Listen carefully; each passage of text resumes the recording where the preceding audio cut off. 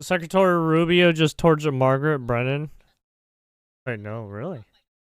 You know, there is concern from the Europeans. Hold on. That there is concern from the Europeans that President Zelensky is going to be bullied into signing something away. That's why you have these European leaders coming as backup tomorrow.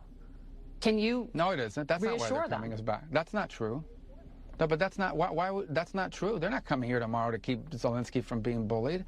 They're not coming. They're coming here tomorrow. I like how she always does. Dude, she always tries to cause problems with her questions. I know, and I was She just always up does watching the one with Vladimir Putin where a red carpet rolls. A lot of these journalists do the same shit with the Rubio. We've had Thankfully, Rubio knows how to just shut them down on this shit. But that's not true. They're not coming here tomorrow. It was the same with JD Vance when he said. They're coming here tomorrow because we've been working with the Europeans. We talked to them last week. People try to shut these people down. It's like, no, shut the fuck up. And they said President Trump was going to demand a ceasefire as early as Thursday. No. But you said that they're coming here tomorrow to keep Zelensky from being bullied. They're not coming here tomorrow. Oh, this is such a stupid media narrative that they're coming here tomorrow because Trump is going to bully Zelensky into a bad deal. We've been working with these people for weeks on this stuff. They're coming here tomorrow because they chose to come here tomorrow. We invited them to come. We invited them to come. The president invited them to come. But the president told those European leaders last week that he wanted a ceasefire. The president went on television, said he would walk out of the meeting if Vladimir Putin didn't agree with one. He said there would be severe consequences if he didn't agree to one. He said he'd walk out in 2 minutes. He spent 3 hours talking to Vladimir Putin, and he did not get one. He wanted a peace deal, not a ceasefire. So there's because obviously things happened during that meeting. Well, because obviously look, our goal here is not to stage some production for the world to say, oh, how dramatic, he walked out. Our goal here is also, to have you know, a peace agreement to end this always war. Going to be. And obviously, we felt, and I agree, that there was enough progress, not a lot of progress, but enough progress made in those talks to allow us to move to the next phase. If not, we wouldn't be having Zelensky flying all the way over here. We wouldn't be having all the Europeans coming all the way over here. Now, understand and take with a grain of salt, I'm not saying we're on the verge of a peace deal, just want but to I am stop saying the fighting. That we saw movement, enough movement to justify a follow-up meeting with Zelensky and the Europeans, enough movement for us to dedicate even more time to this. There's more complex issues at stake than just wanting to just stop the fighting. People will continue to die. It seems like the president has that option something. to then come in and impose new why sanctions. Else is he doing but if he that did shit? this now, the moment the president puts those additional sanctions, that's the end of the talks. You've basically locked in at least another year to year and a half of war and death and destruction. We may unfortunately wind up there, but we don't want to wind up there. We want to wind up with a peace deal that ends this war so Ukraine can go on with the rest of their lives and rebuild their country and be assured that this is never going to happen again. That's the goal here. We're going to do everything possible to make that happen if it's doable. It will require both sides to make concessions. It will require both sides to get things they're asking for. That's how these deals are made, whether we like it or not. All right, well, yeah.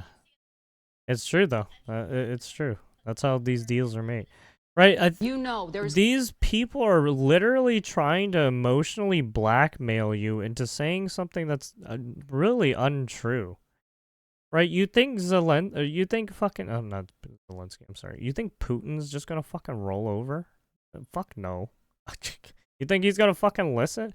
Right? These people don't Right, you may talk to these guys, to the American people and to the politicians, but how are you going to sway that guy, who's in the fight, who's literally aggressing onto fucking Ukraine territory? Right? Are you bitch going to tell him, hey, Mr. Putin, can you please stop? No, you dumb fucking bitch. You're just some fucking retarded reporter. You have no fucking know-how.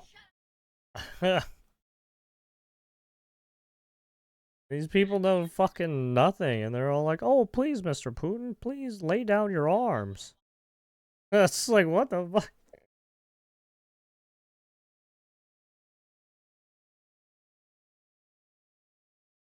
Zelensky is wearing shoes to make himself look over 2 inches taller. No, he's not.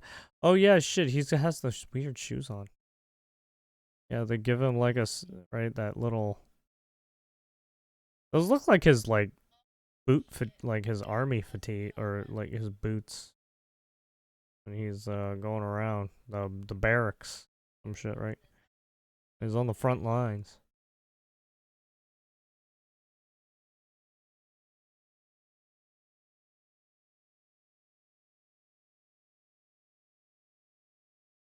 What is this?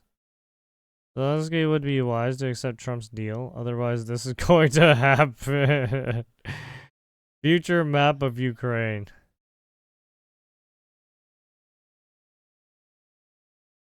I mean, it is this person saying this is not like out of the question. It could happen, right? We've already had this instance happening before, right? Right. Just look at history, right? We have a bunch of countries that fractured and became their own countries. Could happen again, and we don't know. So I mean, it's a possibility.